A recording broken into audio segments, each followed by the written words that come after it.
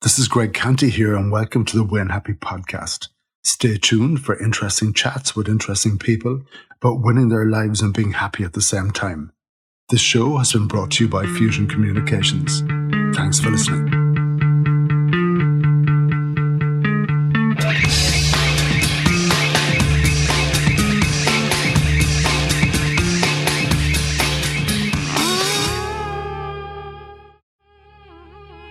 In part 2 of this 2-part podcast, I chat with Eoin Kernan about his recovery from mental illness and his new venture, Discover SUP.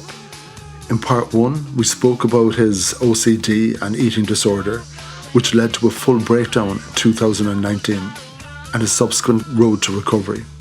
In this episode, he speaks about his partner and his family and the role that they played in his recovery, as well as his special relationship with the sea. He chats about his love of stand-up paddleboarding, which led to this new venture, Discover SUP, whereby he brings joy and happiness to so many through this very special activity. Let's hear from Eoin. In terms of that relationship of those people close to you at that time, it's obviously just not the individual who's in the mix. How did you manage your relationship with them and vice versa for those years? And I presume there were kind of critical years in the middle of all that, and they've obviously bit by bit things have improved. Well, I mentioned that idea of trusted people around you, and my God, my family and my partner became really trusted people around me. Now, there was things that I struggled with and worried about, which led me to where I was in terms of my relationship with my parents and with my partner. And I had to deal with that in therapy and deal with that and talk it out and try and figure out exactly what those issues were. But aside from that, they loved me and I loved them. And they were going to be with me through the whole thick and thin of this. My partner is an absolute rock. She's a diamond. I don't know how, in God's name, she's still with me after that period of time. and I don't mean that in jest. I mean that genuinely, because what she was put through in that period of time, I became the world's greatest liar towards her in terms of my food behaviors, in terms of my living behaviors around that time. She also, for a long time, really, really struggled with the idea that she missed it, that she didn't see it developing until it was really bad. And I've had to help her through that and say, look, it's not that you missed it. It's that I was really good about hiding it from you. Really good about hiding it. And for my parents, it was a really big, steep learning curve for them, because we've never had history of any sort of mental illness in my family. And, they had to learn very quickly. They had to learn on the fly very quickly, and also be there in terms of support logistically, be there in terms of support for my partner. One of the really ironic things was that facility that I mentioned is 5 minutes walk from my house. So for 3 months, I was living in a facility 5 minutes walk from my house, sleeping in it every night, never allowed to go home. My partner was sleeping in our house 5 minutes up the road. We were split up for 3 months. That was really difficult. So she needed support in that. And then my parents had to, they had to learn to have a degree of removal as well, because if they got totally involved in it, where were they going to be for my sisters? Where were they going to be for the rest of my family as well? So there's a lot of intricacies to it. But what I would say to anyone is, if you do ever find yourself in that position where you're dealing or supporting with someone with a mental illness, is just do it with comfort, calmness, and no expectation. Because, some people can kind of go running in, all guns blazing, and expect to be able to fix it straight away, or, oh God, we can't let this get too bad, because if we do, we won't be able to get back out of it. It got really bad for me. But 4 years later, we're starting to see some light. We're starting to get out of it. It's a slow process. Could you have seen a scenario, Eoin, where some of the things they were noticing, that they could have attempted some sort of intervention or attempted to have a big conversation with you or suggested? And if they did, where would that have gone? Probably nowhere, would it? You've hit the nail on the head. It wouldn't have gone anywhere. It would have made things worse. Because, as I said, none of us had none of us had an understanding of why these behaviors were there. up until then, I was just known as being a bit organized. I was just known as being a bit particular. I was just known as, he's on a health kick or whatever. None of that is right. None of that is real. But that's what would have been said to me, in those interventions. And that would have made me dig in even further. That would have made me put the heels in even more and say, hang on, you guys don't know why I'm doing this. Okay, maybe I don't exactly know why I'm doing it. I'm going to prove to you that I can do this, and I'm going to prove to myself that I have control, that it's not you. You aren't going to take this away from me. And still to this day, no one has taken my eating disorder away from me. No one has taken my OCD away from me. What they've done is they've helped me to, at times, and not all the time, but at times be able to quieten that voice a little bit, so that in the moments where maybe, I really want I want some control, I don't go running immediately to some sort of food behavior or some sort of OCD behavior. But I'm going to be realistic with you here. I'm still only 50-50. There's still a lot of, lack of freedom with food. There's still a lot of lack of freedom with OCD. And I still find myself quite anxious in some situations. My depression has lifted quite a bit. Now, I sometimes wonder, is that because of medication, or is that because I've actually worked through it? I don't know yet. But it's not all roses yet. Yeah. But at least I can be a little bit more free, just a little bit more free. Yeah. What was that word you used about food? Lack of freedom. Yeah. What do you mean? Lack of freedom. Lack of freedom around food is the ability to enjoy food without any guilt or any worry. And again, we are conditioned at times by it, that there are certain foods that are good and certain foods that are bad and certain foods that are healthy and unhealthy. At the end of the day, every food that we put in our mouth has some degree of nutritional value. Whether it's high or low, it has some degree of nutritional value. And what I've had to try and recondition myself to learn is that, say, for example, a calorie is a unit of fuel. It's not a unit of badness. It's not a unit of, something that is, inappropriate to put in my mouth. But yet that can still catch me out. So, there was a recent time. So I try not to look at calories on, boxes of food or, any of that kind of stuff anymore. I was hyper about it for a while. But it's like, imagine I had a fishing rod coming up over the back of my head, and I had a whole load of little hooks hanging off that fishing rod in front of my face. And sometimes they can catch me. And one of those ones that would have caught me recently was I went to a restaurant where I was presented with a menu, and on the menu there was a calorie amount listed beside each meal or each dish. Unfortunately, that was the very first thing I saw when I looked at the menu. And that's all I could look at for the rest of the time. And I ended up ordering the thing that had the least amount of calories. Even though I've learned and gone through that whole process of trying to understand that calories are units of fuel, they're not units of badness, but it can still catch you out. And that's that freedom to be able to say, I'm going to a nice restaurant and enjoy myself for the night. I can order whatever I want, instead of going to a restaurant and ordering probably the rabbit food on the menu. Kind of giggling here now, and I don't mean to do that. My nephew, it was over from the States over Christmas, and he's on this big weightlifting gig. And every time they go out, it's not one burger, it's 3, and it's not one main course, it's 2, and he'll, 6 eggs in the morning, and then he'll want rashers and sausages, and it's the opposite. You're thinking, okay, you need to stop, sunshine. But funnily enough, in the male world, that's actually where eating disorders are manifesting themselves even more nowadays, is not actually in restriction, but more, to a certain degree it's in restriction, but it's more in that world of, I have to eat a certain way in order to look a certain way. So it's, you're, as you say, you're eating more protein than you could ever need, or you're restricting and shredding, I think is the word, and all these different kinds of things. So, it's not necessarily about being absolutely skinny, let's say, or losing as much weight as you can, but it's still lack of freedom with food. If you told him, don't eat 3 burgers, just eat 1 and just enjoy eating the 1. What would he say? He'd probably say, no, I have to eat 3. I think that's pretty much what he was saying, Yeah. Your relationship with the sea, with water. Can you talk to me about that and the role it's played in your life from an enjoyment point of view, and maybe even helped you in the recovery process? So I have found a huge friend in the sea. It's become, suppose it's become my new best friend in a way. It was always a friend to a certain degree. I have pictures of sailing on my granddad's boat, harnessed in at 6 months of age. So I have spent time on the water from a very early on in my life. I had a gap in the middle where I lived in Limerick City, and it wasn't massively orientated towards the water, and kind of did slightly different things. But then I came back to it.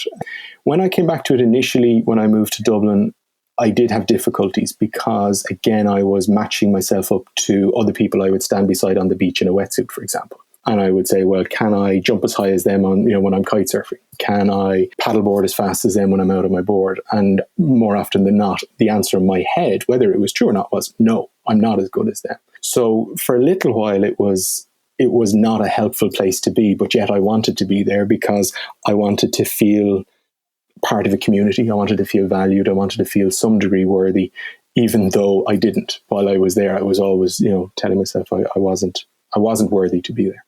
But then when I was in treatment, I learned a few things that really opened my eyes that weren't necessarily immediately connected to water, but I then was able to connect them to water. So, for example, one of them is a trick or a tool that you can use when you're in a high anxiety moment or you're suffering a panic attack or something like that. And it's to do with a thing called the mammalian dive reflex.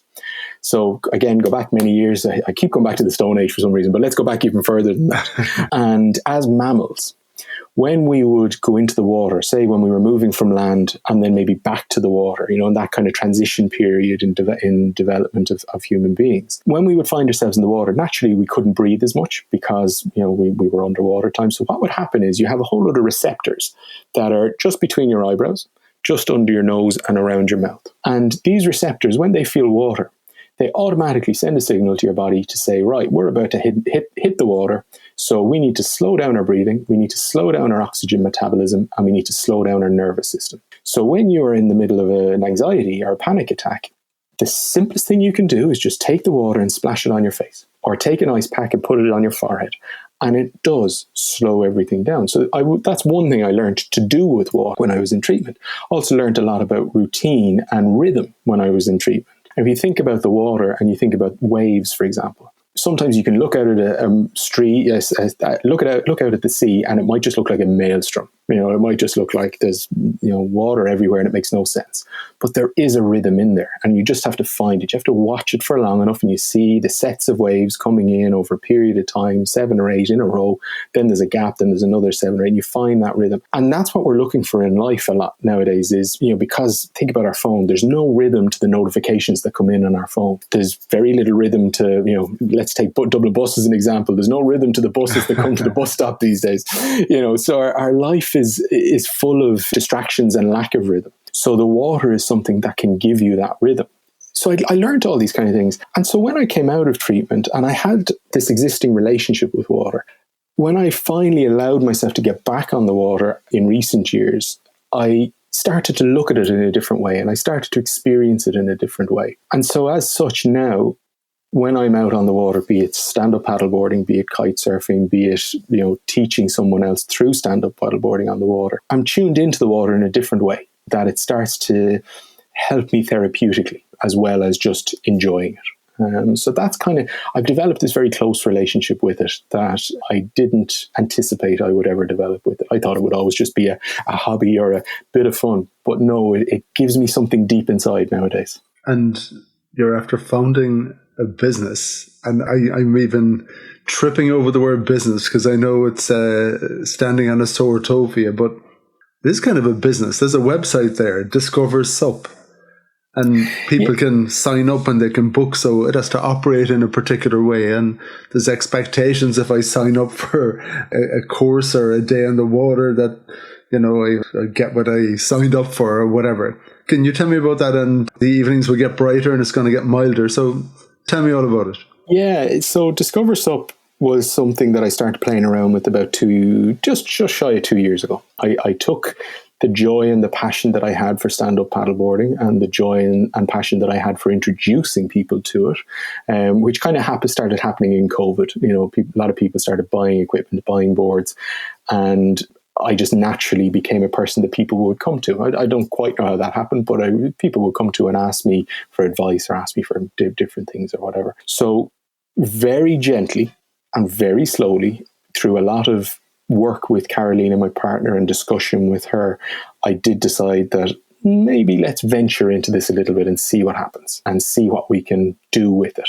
And the word we used was experiment. And I've actually started to use the word experiment with a lot of my life nowadays. I try not to say challenge. And you mentioned January resolutions there a little while ago. And something I say to a lot of people nowadays is forget about challenging yourself in January. Forget about challenging yourself with dry January or, losing weight or whatever. Experiment. Because if you experiment rather than challenge implies success or failure. When you take on a challenge, you'll either be successful at it or you'll fail at it. If you take on an experiment, you will either have positive or negative results from it, but those results can be taken from and learned for the next time. So you will never have a failure as such. You'll have something that you can take with you to learn for the next time. So it's a constant thing. So we took on Discover SUP in that way, that it was going to be an experiment. See what we could do with it and see what we'd learn from it. And what I've learned from it is that it absolutely chimes at my values of sharing knowledge and sharing time with people.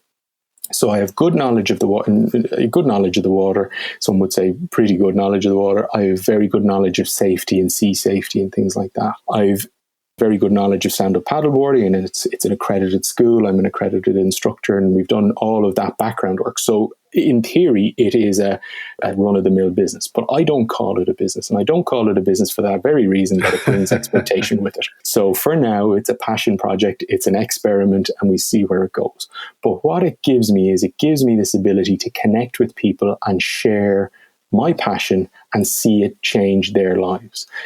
So SUP is the mechanic. Stand-up paddleboarding is the mechanic. It's the tool that gets people out on the water, gets people engaged with me. But what they're getting from me, I believe, is not just we learn how to stand-up paddleboard, but they'll get an empowering experience. They'll get an experience that makes them feel good. Going back to that idea of your boss asking you what are your values outside of you just need to meet your targets. I want to chime into these people's values. I want to make them feel good. Who doesn't like feeling good about themselves? So, when we're out on the water, it's all about experimentation. I even use that word with my clients. I say, let's just experiment. Let's see how far we can go. Let's see what we will learn what you can do on a board. And whatever that is, doesn't matter. But at least we'll just learn it, So that's the attitude I take with them on the water. It's all about low expectations, but a lot of fun and a lot of experimentation. So people do have fun. Well, I think they do. Yeah, they do get a sense of enjoyment. They do relax out there, and you can see people changing. Can you? Can you see people transforming? Oh, you can. You really can, and that is what gives me. That's what gives me those magic moments, Okay. Is when you see someone who, oh God, I remember there was one woman that I had, and she came down the end of the slipway with me, and she got onto the board, and literally just as she had knelt up on the board, I was slightly ahead of her, just watching. There was no boats coming or anything like that. And I turned around and she was in floods of tears. And I went, oh God, what's happened here? Geez, are we going to have to get off the water straight away? Is she scared of the water? Did I not ask the right question? What happened? Blah, blah, blah. But she just said, oh, just give me a moment. I have been waiting for this for so long. I've been waiting for this moment to get back, because she'd had quite a traumatic injury. She had 2 carbon ankles. So she kind of felt like maybe she couldn't do things, or this was she had put a lot of priority on being able to do this. And just to see that moment, of kind of raw emotion, and go, wow, that's just really, and that's quite an extreme version, but there is you can spot them, just these little glimmers of change, or these little glimmers of happiness, or just that smile, or, just that where they try something and it doesn't work and they try it again and it does work, or they find a different way around it, or whatever it might be. So as I say, stand-up paddleboarding is just the mechanic. It could be anything. Yeah. But it's all about making people feel good. Well, you're on the Win Happy podcast. And I remember one day walking through Cork City, beautiful, beautiful summer's day. It was May. That those early summer days when it's a summer full of promise, will this year be great? And it was a Saturday. I had no reason for being down. And I remember I thought my head was going to explode. I was under so much pressure. And I was absolutely miserable where I was working and all that kind of thing. And I remember that idea of packing up the full-time job and going out on my own and thinking, gee, Chris Almighty, how could you do that with so many commitments? And a funny thing happened. It was the only choice I could make at that time because my head was going to burst. There was no option anymore. And that was fine. That's what I did. And that was absolutely cool. And here, things, it's never been plain sailing. Things come with their trials and tribulations and everything else, ups and downs, good times and bad times. And as sure as there's an up, there's a down. That's the way kind of life goes and business goes and everything else. But I was thrilled. And for me, as we go through our lives, hopefully we learn and we make choices. And those choices are hopefully steering us to things that we enjoy, things that match our values and everything else. And I'm listening to you, and I think in many respects, a lot of the experiences that you've had along the way, you're saying enjoying the water when you were young and all that kind of thing, learning through those experiences with work and everything, you quickly discovered what suited you and what didn't. Learning the environments that give something back to you. And maybe it's an accidental journey that you've been on, but maybe it's a very, very deliberate one as well. That has you right now living a good life. You seem to be really, really well adjusted. I know there's a bit of recovery still going on, but doing something that you love as well. And while we daren't use the word business or anything like it, you're in the business of putting smiles on people's faces. And by the way, that seems to fill your tank as well, which is a great thing. Maybe you should be my therapist, Greg, because that's what she says to me. Maybe I should. So what's happiness to you? Happiness to me is two things. It's what you've just said. It's putting a smile on people's faces and making them feel good. And that doesn't, I mean that in the real deep down sense. That's making someone's inner core feel good, making them feel like they are worthy in this world, in whatever sense that they need that. The second bit of happiness, which I'm still on the road to find, and hopefully will find it in time, is that complete freedom to feel comfortable in my own skin, in whatever way that is. Be it, let's use the word business, be it in the world of, food and eating, be it in the world of, obsessions and compulsions, be it in the world of having a family, in all of those different things, to just find freedom and comfort. And one of the things that kind of came into my head there as you were talking was this idea, you mentioned where I am in the world right now, or in my life right now.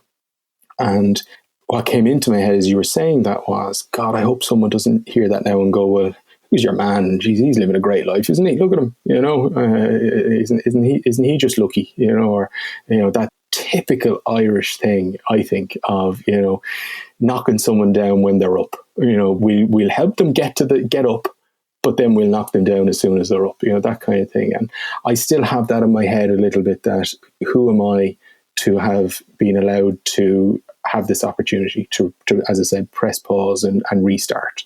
And what gives me the luxury, and I don't even know if luxury is the right word to use, but to do that in some people's eyes, So I'd like to find freedom from that kind of thinking, to say, I'm okay to do what I want to do, and that's all right in this world, that I don't have to other than for my partner. Obviously for my partner, it's a different story. We're in a life together and we deliver for each other and we look after each other. That's a given. And the same for my family to a degree. But outside of that, then, to find the freedom to know that I'm not beholden to anyone.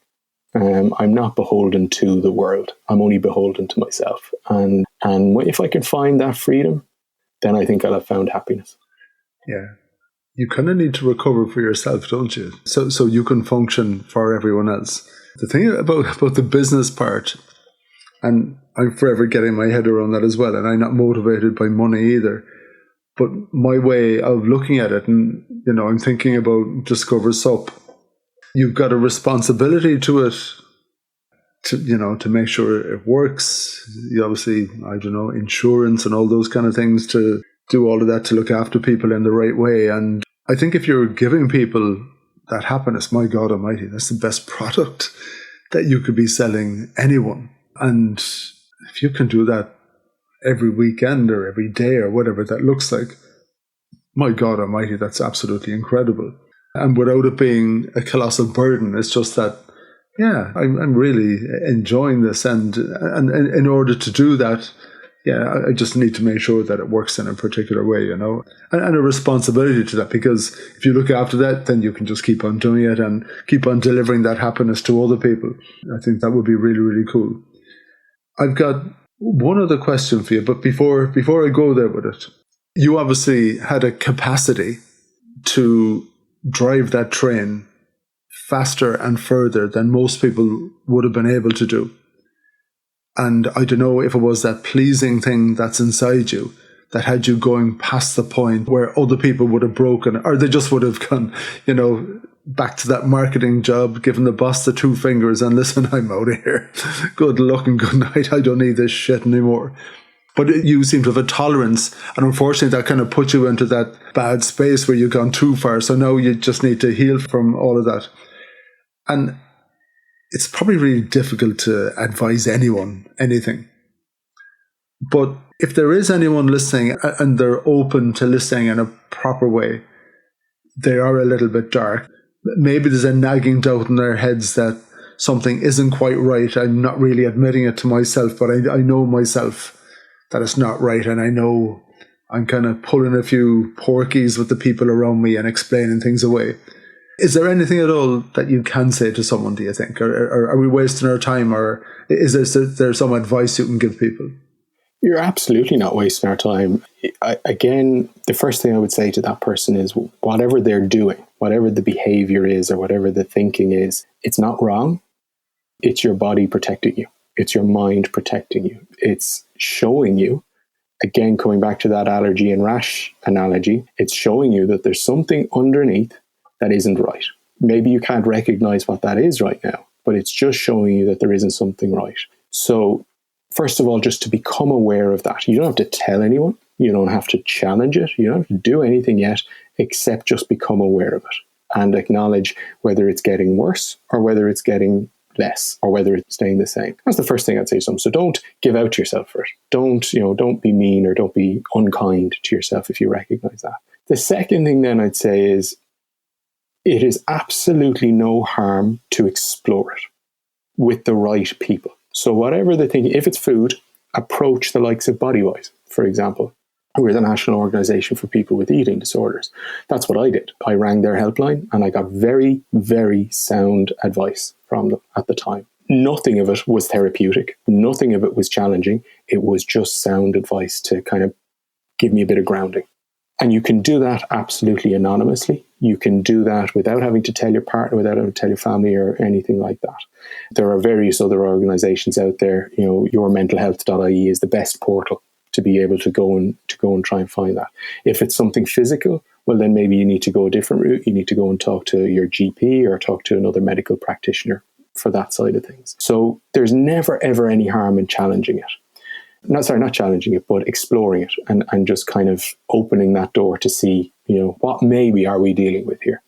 And then the third thing I'd say to them is, and again, it comes back to this idea of challenge, experiment, and time period, is to absolutely appreciate that if you do decide to do something about it, or do decide to start exploring it, that both you and those around you, your partner, your family, your friends, need to understand that it's a very slow process. And if they don't understand that, you won't do well. You'll have a very negative result. But that negative result you'll learn for the next time. But look, we'd love to try and get it right the first time round. So to absolutely anticipate and expect that it is a slow process. I committed to going into that residential facility and staying for 2 weeks. I said, I'm going in here for 2 weeks and I'm leaving after 2 weeks because I'm going to be fixed. And that was the only way my parents and my partner could get me to go in, was if they agreed to that. They knew full well that it was not going to be 2 weeks. They knew it was going to be, because at the time it was a 3-month program and whatever comes after that. So 2 weeks plus 3 years and 50 weeks later, and I'm still on the road, and you need that. You need that time. It can't happen any quicker than that. If it does, it's a false dawn.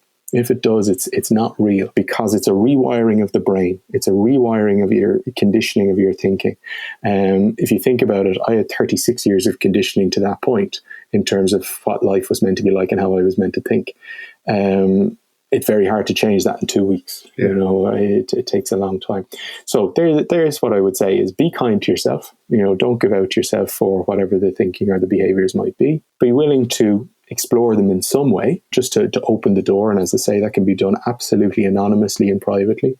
And then lastly, just to understand that it does take time. It's not a fast process, but at the end of all of that, there is hope. And I think I'm that hope. You know, I'm a product of that hope that you can get better. So I've got one last question for you, and I'm going to give you the option of an A or a B, if that's okay. What I normally ask people, what was your best day ever? That's option A. Option B is describe your dream day to me in the future. So you can go for A or B. Wow. I'll give you option A, my best day. And it's not quite a day, it's a moment in a day that immediately springs to my mind. So I take that as being my best, the best one I can think of. And I mentioned a little while ago about getting back on the water after I came out of treatment. And what I didn't mention at the time was that, so where I live, I'm quite lucky in that I live on a beach. Back garden is sand. And I look out into quite a nice bay where I can engage in all of my different water activities, be it kite surfing, stand-up paddleboarding, whatever it might be. And when I came home and was back living at home, I still, number one, I was kind of still physically malnourished and still had to get the strength back and things like that. And when that happened, during that period, I was looking out the window and I was seeing these people going up and down the beach on their kites or on their boards or whatever it was. And I was really wanting to be out there. I was really wishing I could be back out there with all of them because I knew how much fun it was. And then I got to the point where I had enough strength to be able to go back out. But all of a sudden then I couldn't go out because my restrictive brain telling me I wasn't allowed to have joy in this world because joy meant expectation and joy meant, you know, that I had to be something, wasn't allowing me to go back out in the water. Because the minute I would go back out kite surfing, I would be expected to go back to work. I'd be expected to get married. I'd be expected to pop out 2 kids or whatever it might be. So this restriction was stopping me. And then one day, Carolina came up behind me as I was looking out the window and she said, "Oh, will we blow up the board?" You know, because we have inflatable paddle boards. And she said, "Will we blow up the board?" And I said, "For what?" She said, "I don't know. Let's just blow it up and see what happens." And so we did. And she said, "Okay, we've blown it up. It's in the back garden. Let's bring it down onto the beach." So she knew how slow this had to go, right? And so she said, "Let's bring it down onto the beach." So we brought it down onto the beach. And then she said, "Why don't we just stick it in the water?"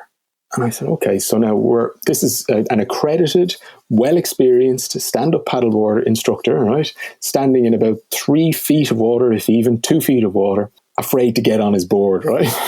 You know? And so she said, "Look, just kneel up there." So I knelt up onto the board and she got up behind me and we were on a board that really wasn't made for 2 people. It was made for 1 person. And that moment was where my blue mind truly kicked in again. And I went, I'm in my happy place again. She had helped me to find that moment where I could say, "Do you know what?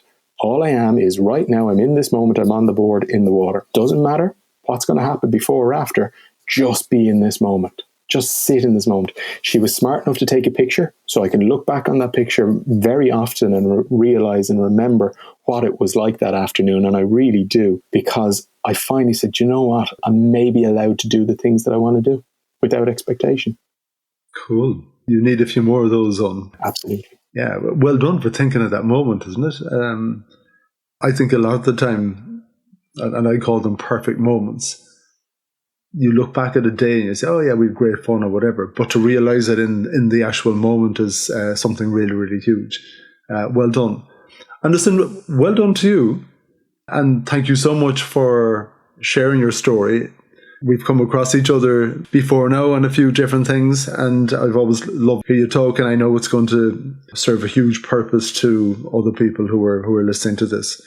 Thanks a million for coming on the podcast, and I'm looking forward to hearing the rest of your journey. Well, I appreciate it, Greg. I really appreciate the time and space you've given this. You know, it's the time and space you've given me to tell my story as well, you know, because I think there's a lot of value in what I have gone through that I believe by sharing may help someone else. And as I say, it mightn't help them straight away, but if it just makes them feel a little bit more comfortable in their skin, well then wonderful. Yeah. Eoin, get back on that board. Thank you very much. Take it easy. Cheers on. Thank you.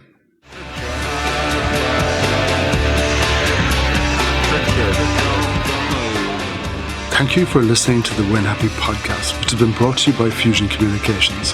If you'd like to get in touch, feel free to send me an email at greg@fusion.ie. So until next time, take it easy.